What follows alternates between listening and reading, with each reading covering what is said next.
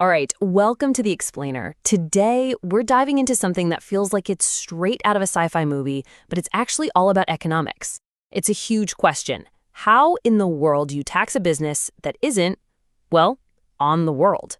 Yeah, we're going to follow the money right into orbit. Okay, first things first, let's talk numbers. And honestly, these numbers are just staggering. The World Economic Forum projects that by 2035, the space economy is going to be worth, wait for it, $1.8 trillion. That's not some far-off sci-fi future. That's just a little over a decade from now. So the financial stakes here are, well, astronomical, literally. And this brings us right to the heart of the matter for this whole explainer. See, for decades, space was all about governments, right? It was the domain of nations.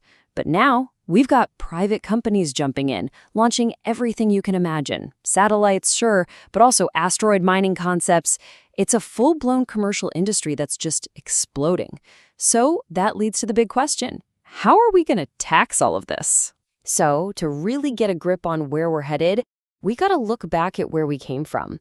Because the rules we have for space, they were written for a totally different time. And frankly, for a totally different mission. Now, what's so wild when you look at this are the dates. The absolute cornerstone of space law, the Outer Space Treaty, that was signed back in 1967. The rest of these major agreements, they all came in the 70s and early 80s. I mean, this was way, way before anyone was seriously talking about a private company building a space station or a mining operation on Mars as a real business plan. And this quote, it just perfectly sums up what they were thinking back then.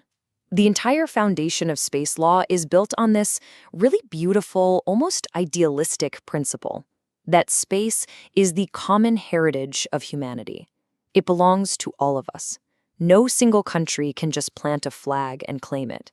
It's supposed to be for the good of everyone. But you can probably see where this is going. That idealism is on a collision course with modern capitalism. So here's the bottom line, the real problem. These old treaties, they left a giant legal loophole, a vacuum. They talk a big game about common benefit, but they are totally silent when it comes to the nitty-gritty of commercial profit. There's nothing in there, no clear rules on how private companies should share their earnings. And definitely nothing on how those earnings should be taxed. And yeah, that problem isn't theoretical anymore. It's becoming very, very real. And it's happening fast. So let's jump to today. Because this isn't science fiction, space is officially open for business. Ever wonder what it would actually take to start a business in space? Well, here's a kind of simplified look at a business plan. You've got your R&D, of course. Then you've got to navigate all the permits and those old treaties we just talked about. Then comes the fun part, exploring, prospecting for valuable stuff, and then actually extracting it, probably with robots in some crazy harsh environment. And after all that, you still have to market and sell it, either back here on Earth or maybe even to a space station. It's a lot. Super complex, super high risk, and you better believe, unbelievably expensive. And look, this is not just some hypothetical business plan on a whiteboard. There are companies already in the game. You had pioneers like Planetary Resources and Deep Space Industries looking into the feasibility of asteroid mining. NASA's whole Artemis mission has sparked a huge amount of interest in using resources on the moon, like water.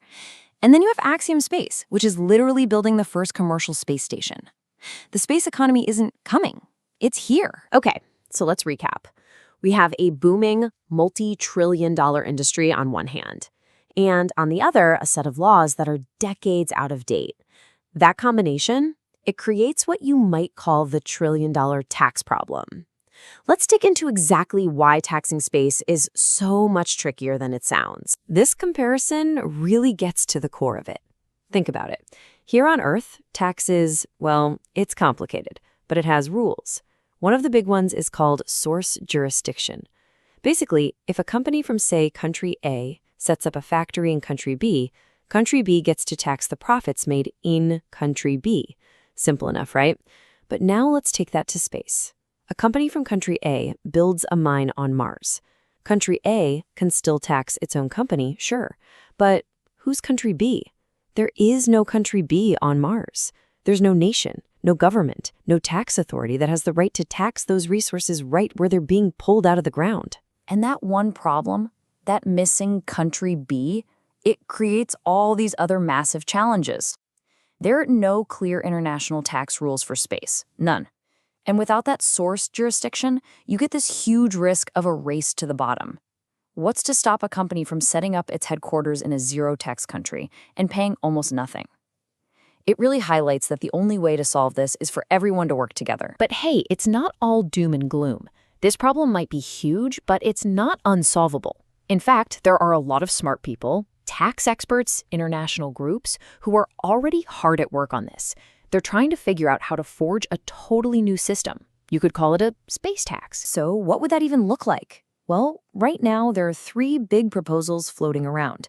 The first one is to develop brand new international treaties, but this time focused specifically on taxation, to avoid things like double taxing.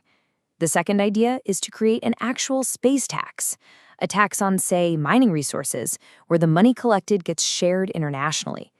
And the third proposal? Use cutting-edge tech. We're talking AI, big data, the Internet of Things, all to track what's happening up there and make sure the system is transparent. And if we can get this right, the benefits are huge. When you have clear rules and incentives, kind of like what Australia has tried to do, it actually encourages innovation because investors feel more secure, it creates stability for the whole industry, and it stops that race to the bottom we talked about. But maybe the most important thing, it helps ensure global equity. It makes sure that the wealth that comes from the common heritage of humanity actually gets shared by all of humanity. So when you strip away all the legal jargon and the crazy economic numbers, what's this really all about? What's the ultimate goal here? It's about trying to live up to that promise that was made over 50 years ago. It's about deciding what the character, the very soul of this final frontier is going to be. And this is the crucial takeaway. This whole conversation, it's not just about finding a new way to collect tax revenue. It's about holding on to that original vision from 1967. The goal has to be to create a system that makes sure the incredible wealth generated from space helps build a more sustainable, equitable, and inclusive future for everyone on Earth, especially for developing countries that don't have the billions of dollars to fund their own space programs right now. So we're left with this massive question. The choices we're making right now about the laws, the taxes, the technology, these choices will define our future in space. Is this final frontier going to be a true common heritage that lifts all of us up, or will the immense riches of space just flow to the handful of companies and countries that are powerful enough to get there first? That's the choice we have to make.